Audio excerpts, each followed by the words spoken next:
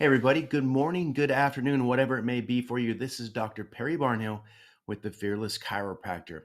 Want to give a big thanks to ChiroSecure for sponsoring this show on social engineering and how it may affect your practice. Go to slides.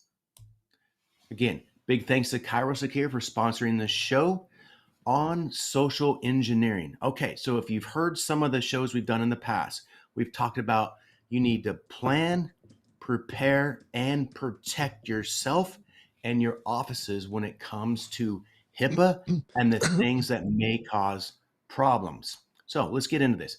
Myself, again, Dr. Perry Barnhill, Dr. Julie McLaughlin. Why do we teach HIPAA? Well, we understand what it's like to be in practice because we're chiropractors just like you, but we also get to see through different sets of lens, meaning we are compliance officers and we teach HIPAA and we know what's going on out there in the world of HIPAA and what happens if there's a breach, which is something we don't want to happen, which is exactly why we are doing this show. Okay, so as everybody's sort of jumping on here, go ahead and scan the QR code here and take a quiz. See where you're at in the world of HIPAA. Many people think they're HIPAA compliant. They have a notice of patient privacy policy. They have patients fill out a few forms and they think they are good to go. That's not the case. You need much more than that. So we've developed this little quiz. It's quick, it's easy, it's fun. Scan the QR code and then it'll give you a grade. If you are anything but an A, you definitely need to get caught up on some things. You may need a lot of help. You may need a little bit of help. Take the quiz, check it out, and see where you are. Okay, so let's jump into this. What is social engineering and how does it work? Well, social engineering is a form of psychological manipulation that tricks users, us, chiropractors, and our staff into making mistakes and giving away sensitive information. And when I say sensitive information, I'm talking about patient information, or as we refer to as PHI, protected health information. It relies on human error instead of vulnerabilities in the software and operating systems by exploiting human emotions. So here's some examples. You get an email and it says sent by a quote unquote friend, or a message relaying a troubling story about someone you may know. Message saying that time is running out, and sometimes messages that seem too good to be true, or messages that offer help that you've never requested. These are all emails, even texts that we can get that you got to be extremely, extremely cautious to respond to. Because if we respond to the wrong one, they could breach our systems and get in and steal the PHI, which is a big, big problem and creates massive stress. So impacts to healthcare. You've probably heard this. You've probably read it before. It is huge. It's in the millions of dollars. And the thing is that hacking is responsible for 75% of all the incidences in 2022. They include phishing, email attach, and ransom and malware incidences. 80% of all breached patient records in 2022 were caused by hacking. So this is a big deal. And check this out. This is why the hackers and the cyber criminals are chasing after us as healthcare providers and staff, because they can sell a single medical record for up to 250 bucks. These guys make a ton of money off being crooks and stealing this information, which in turn puts us in a very, very compromising situation with HIPAA.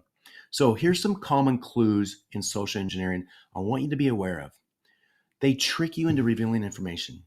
They can install malware on your computers. And again, like I said earlier, it relies on human error. So mistakes that we make, mistakes that our staff makes, instead of vulnerabilities in software and our operating systems. So let's take a quick little quiz here. Okay. Hackers like to use social engineering techniques to trick you into making a security mistake. They do this by adding these words or phrases to a message.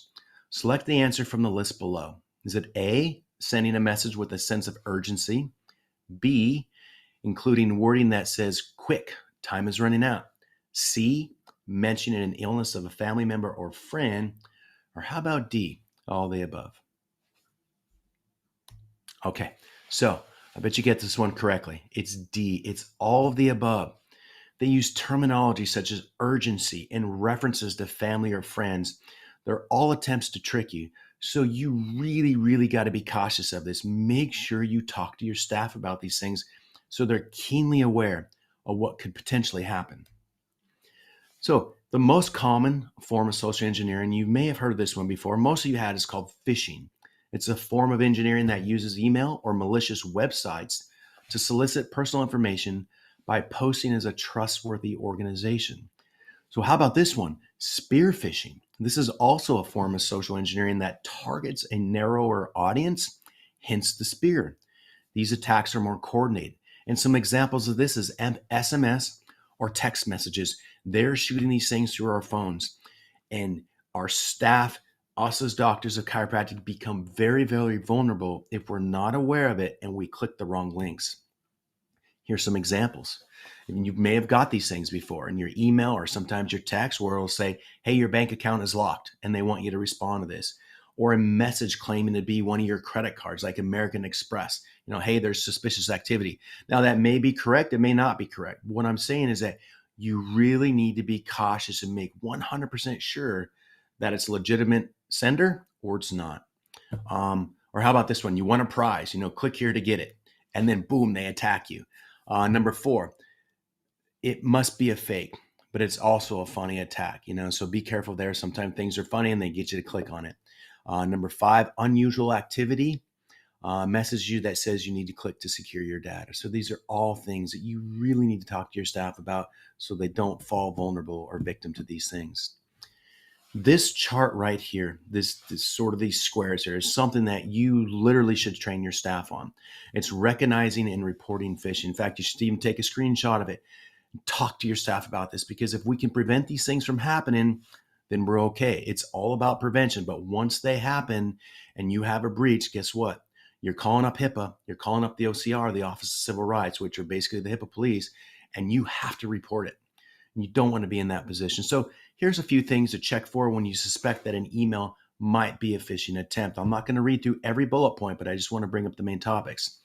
The sender is unfamiliar, or it's unexpected, or the message doesn't look right. It just doesn't read right.